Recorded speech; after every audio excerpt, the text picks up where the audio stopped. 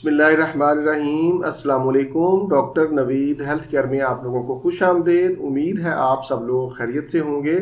आज का हमारा प्रोग्राम पेशाब के कतरों पर है। पेशाब करने के बाद कतरों का निकलना, पेशाब कंट्रोल करने की सलाहियत में कमज़ोरी, इसकी वजूहात और आसान इलाज आज के प्रोग्राम में बताया जाएगा। ये प्रॉब्लम मर्दों और औरतों दोनों में पाया जाता है।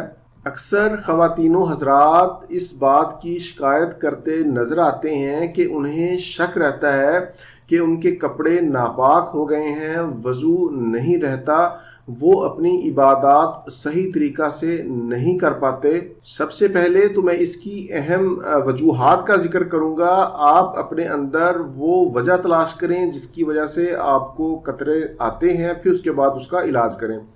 सबसे पहली और अहम वजह मसाना की कमज़ोरी।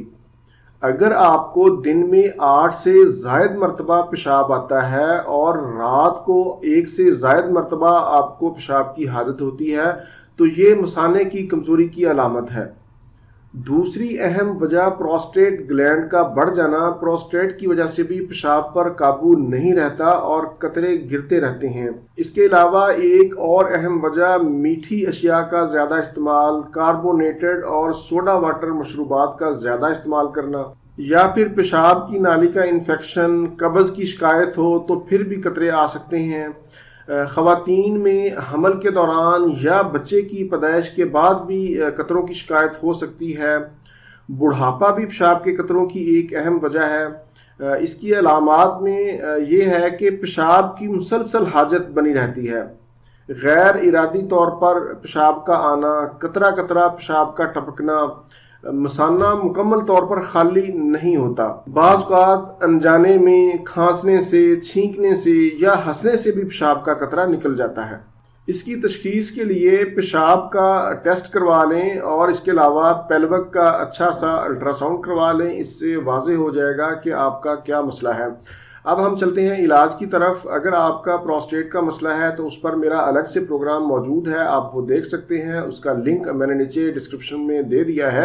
मसाना की कमज़ोरी और बिला वजह पेशाब का आना या पेशाब के कतरों का आना, उसका बहुत ही आसान घरेलू नुस्खा नोट कर लें। भुने हुए चने, काले तिल, मगज़ बादाम और मिश्री, ये चारों चीज़ें आपने बराबर मिकदार में लेकर इनको अच्छी तरह पीस लें और फिर देसी घी में हल्का सा भून लें, यानी आप नीम भुना कर लें। इसको हल्का सा भूनने के बाद आप इसको किसी शीशे की बोतल में महफूज कर लें।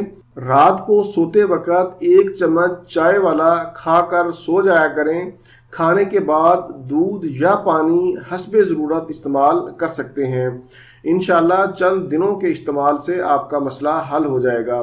यहाँ पर एक बात का ख्याल रखें कि शुगर वाले मरीज़ इसमें मिश्री का इस्तेमाल ना करें। इसके अलावा मसाना की कमज़ोरी के लिए आप नबीज़ का इस्तेमाल भी कर सकते हैं। नबीज़ क्या चीज़ है, इसको कैसे इस्तेमाल करना है, इसको कैसे बनाना है, उस पर मेरा अलग से प्रोग्राम मौजूद है। उसका लिंक भी मैंने नीचे दे दिया है, आप वो देख सकते हैं। होम्योपैथी में पेशाब के कतरों के हवाले से बहुत ही कीमती अद्वियात पाई जाती हैं, जिनमें सरे फहरिस्त कोनियम है।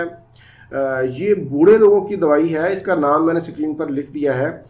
ऐसे लोग जिन्हें बार बार पेशाब आता हो, पेशाब रोक ना सकें, गैर इरादी पेशाब का निकलना, इन अलामात में आप इस दवाई को 30 ताकत में ले लें और 5-5 कतरे 3 टाइम इस्तेमाल करें। इंशाल्लाह 15 से 20 दिनों में आपका मसला ठीक हो जाएगा। इसके अलावा भी होम्योपैथी में बहुत सी अद्वियात हैं, जैसे एक्विजिटम, वर्बास्किम, कास्टिकम, जिनको आप अलामात के मुताबिक डॉक्टर के मशवरा से ही इस्तेमाल कर सकते हैं। प्रोग्राम से मुतल्लिक अपनी कीमती राय का इजहार ज़रूर किया करें। इसी के साथ ही मुझे इजाज़त दीजिए। अपना, अपने अहल खाना और अपने दोस्तों का बहुत ज़्यादा ख्याल रखें। अल्लाह हाफिज़, वस्सलाम।